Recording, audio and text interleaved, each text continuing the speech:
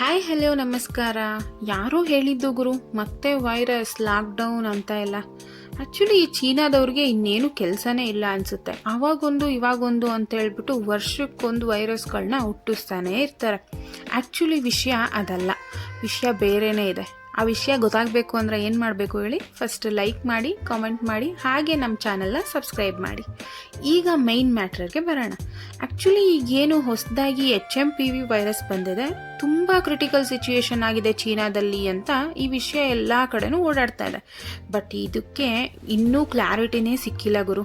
ಹಾಗೆ ಅದೇನಾದರೂ ಬಂದಿದ್ರೂ ಕೂಡ ಈ HMPV ಅನ್ನೋದು ಒಂದು ಕಾಮನ್ ಡಿಸೀಸ್ ಅಷ್ಟೇ. ಈ ಚಳಿಗಾಲದಲ್ಲಿ ಇದು ಹೆಚ್ಚಾಗಿ ಬರುತ್ತೆ. ಹಾಗೆ ಇದು ಮಕ್ಕಳಲ್ಲಿ, ಚಿಕ್ಕ ಮಕ್ಕಳಲ್ಲಿ ಮತ್ತು ವಯಸ್ಸಾದವರಲ್ಲಿ, ಹಾಗೆ ಇಮ್ಯುನಿಟಿ ಪವರ್ ಕಡಿಮೆ ಇರೋ ಅಂಥವರಲ್ಲಿ ಹೆಚ್ಚಾಗಿ ಕಾಣಿಸುತ್ತೆ.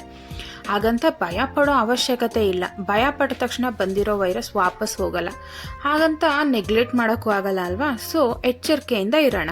ಎಲ್ಲರೂ ಮಾಸ್ಕ್ ಹಾಕ್ಕೊಳ್ಳಿ, ಹ್ಯಾಂಡ್ ಸ್ಯಾನಿಟೈಸ್ ಮಾಡ್ಕೊಳ್ಳಿ. ಹಾಗೆ ಕೋಲ್ಡ್ ಕಾಫ್ ಏನಾದರೂ ಬಂದರೆ ಇಮಿಡಿಯೇಟ್ಲಿ ಹೋಗಿ ಹಾಸ್ಪಿಟಲ್ಗೆ ಪ್ರಿಕಾಷನ್ಸ್ ತಗೊಳ್ಳಿ.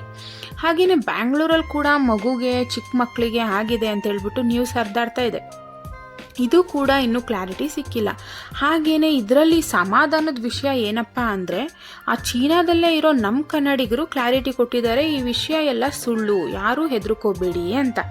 ಸೊ ಅವರೇ ಕ್ಲಾರಿಟಿಯಾಗಿ ಕೊಟ್ಟಾಗ ನಮಗೆ ಯಾಕೆ ಭಯ ಅಲ್ವಾ? So no BP, be happy, ಬಿಂದಾಸ್ ಆಗಿರಿ, ಹಾಗೆ ಸೇಫ್ ಆಗಿರಿ. Have a great day.